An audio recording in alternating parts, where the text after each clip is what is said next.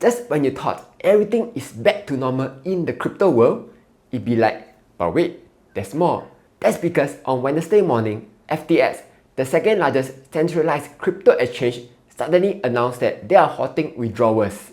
Ah shit, here we go again. So, in this video, I will share everything you need to know about what happened to FTX, why did they stop withdrawals, and more importantly, what will happen going forward. Alright, let's start right now. This story is a love story between SBF from FTX and CC from Binance. Just kidding, it's not a love story, yeah. They hate each other. So, this was how it all started. Back in 2017, CC founded Binance. And just within a few years, Binance quickly grew to be the largest centralized crypto exchange in the world, beating many other crypto exchanges along the way, like Coinbase, Gemini, BitMEX. 2 years later, in 2019, SBF founded FTX, and it was clear that SBF was both smart and ambitious. CZ saw his potential and decided to invest in FTX. In return, FTX will build institutional product offerings for the Binance ecosystem. FTX quickly expanded.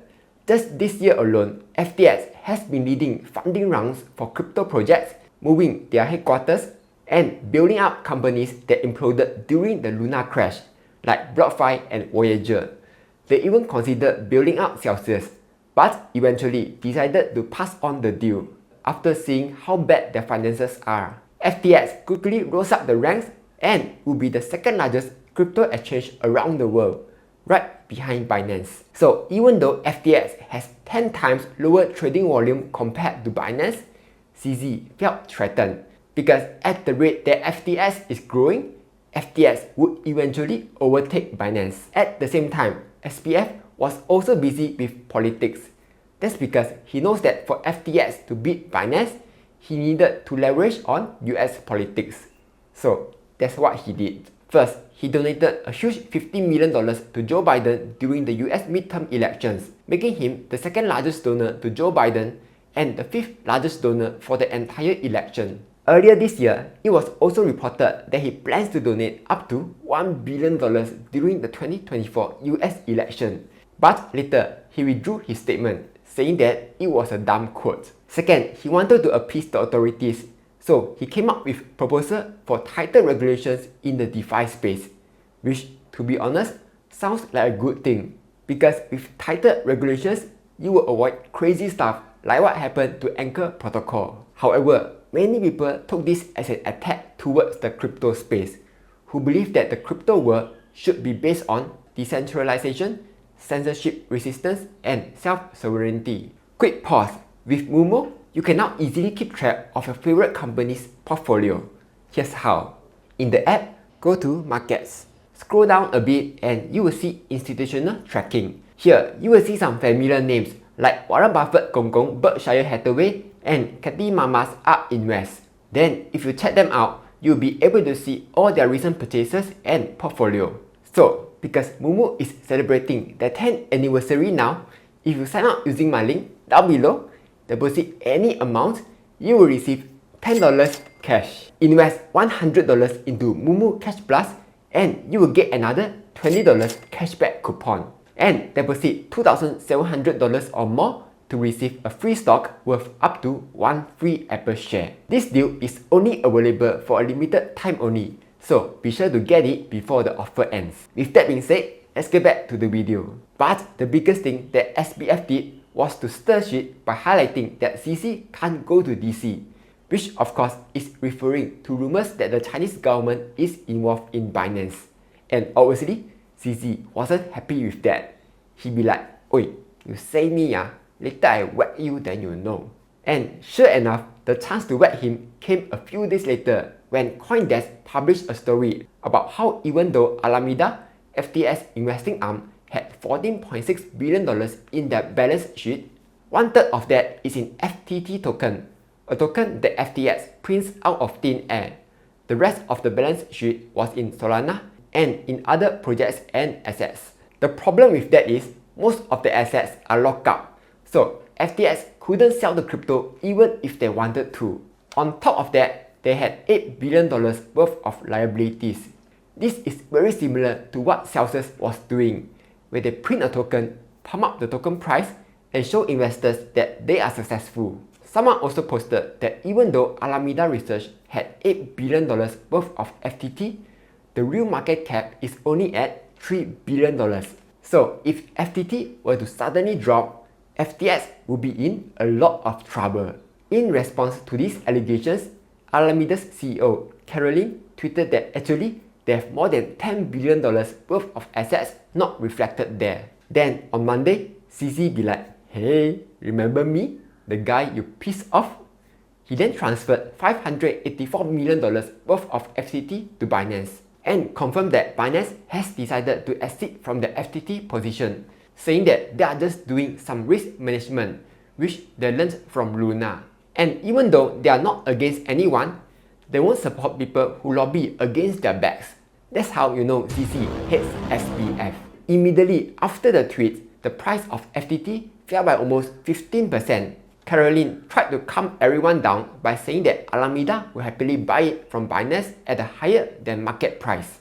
SBF also told everyone that FTX is fine and assets are fine, and that they have enough to cover all client holdings. And you know what's funny?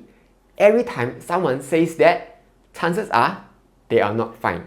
Lehman Brothers, our capital position at the moment is strong, then collapsed 1 week later. Voyager, we have the experience to back our decisions and weather any bear market, then suspend withdrawals 2 weeks later. Hodlnaut's CEO denied claims that they had exposure to the Three Arrows Capital and didn't purchase any UST, then halted withdrawals 1 month later. Here's the thing, in the crypto world, the worst thing that can happen is people losing confidence. It doesn't even matter if FTX has enough assets or not. Even if there's just a tiny 1% chance of going bankrupt, people will start running for the exit. Because there's two choices here.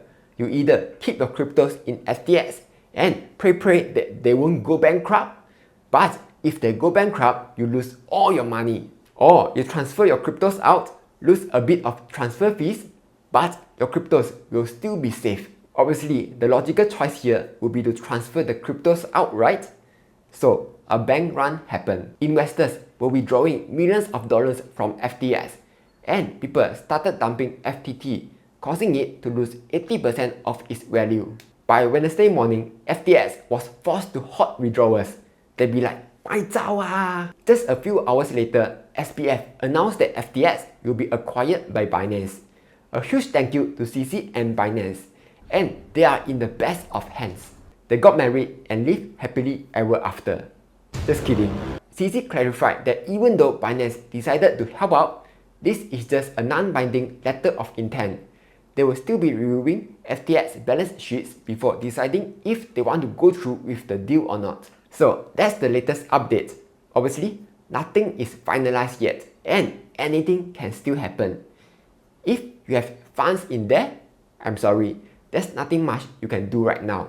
Based on what happened in the past, after crypto platforms halt withdrawals, the chances of resuming withdrawals is very low because the bank run would just continue. Guess what? While editing this video, Binance had just announced that they won't be building out FTX anymore, with the reason being the issues are beyond their ability to help. So unless someone else steps in to bail them out, FTX will go bankrupt, which I think is very likely to happen now.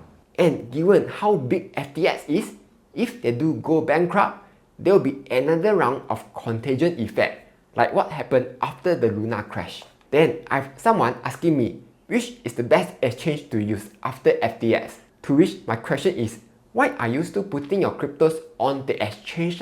After seeing all those crypto platforms collapsing this year, it should already be very clear. No crypto exchange is safe. For stockbrokers, it's a totally different story because they are well regulated. In the event that the stockbrokers fail, there's still FDIC and SIPC insurance to protect your backside. But for crypto platforms, there's no regulations. It's basically a wild wild west out there. So the best thing to do right now is to get a ledger and transfer your cryptos into it. You can use my link down below to get it, yeah? Yes, I know that a ledger costs $120 to buy. But think about it. How come you are so willing to risk your money in crypto, but not willing to spend $120 to protect your crypto. Why ya? So get the ledger.